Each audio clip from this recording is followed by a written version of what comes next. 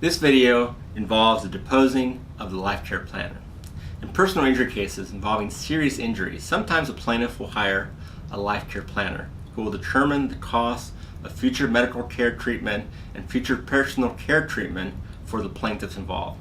Now, life care planners typically aren't doctors themselves, although sometimes they are. Typically, they're not psychologists or psychiatrists, and typically they do not have the expertise to evaluate and determine specifically what a specific plaintiff needs in terms of medical care or treatment. What they do is they typically rely on other experts.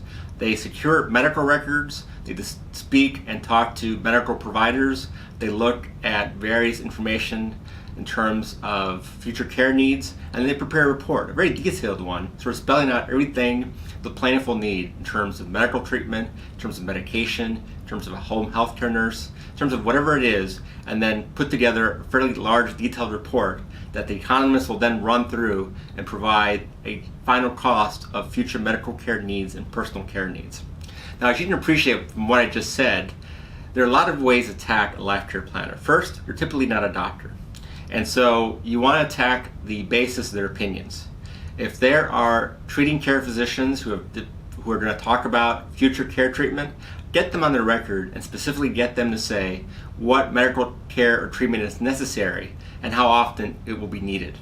And the doctors may or may not have an opinion as to the cost, but they may undermine an opinion by the life care planner that the plaintiff, for example, is going to need future surgeries or is going to be unable to walk again, for example. In addition to deposing the experts, look at the costs that the life care planner is attributing to various events. The life care planner may suggest that the plaintiff may need a life health nurse at X dollars an hour, but actually it only costs Y dollars an hour to hire them. They may need certain items around the house, again saying the cost is X, but you determined independently the cost is Y. What you're trying to do is line item by line item is trying to reduce or eliminate each cost in the life care plan. And so you either argue that it isn't necessary at all, or if it is necessary, it's not necessary as much as is spelled out by a life care planner. And if it is, it's certainly not going to cost as much as the life care planner has spelled out in his report. As you can see, this is going to take some time. You're probably going to have help from a paralegal or a legal assistant to track down this information. You may want to talk to your own experts, maybe retain your own life care planner, perhaps not as an expert, but perhaps as a consultant, and have him or her sit down with you, go through the report line item by line item, and explain why a certain item isn't necessary or is needed as much as claimed in the life care plan and why.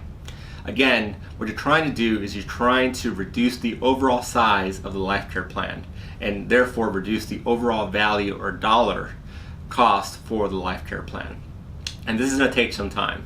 And most life care planners, by the way, are experts. They're professional experts. That's all they do. They typically don't prepare life care plans for actual clients in a general condition. They generally only do it in the condition or state of personal injury matters. They basically are given a bunch of records, they prepare a life care plan, and they testify at trial. And so their whole impetus is try to create and make that number as large as possible.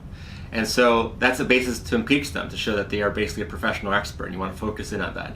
And it's very important to procure prior depositions of life care planners, because sometimes they've testified to things that they claim are not necessary, that they're claiming are necessary in your case. Sometimes they've given contradictory testimony about certain standards of care, procedures, or so forth.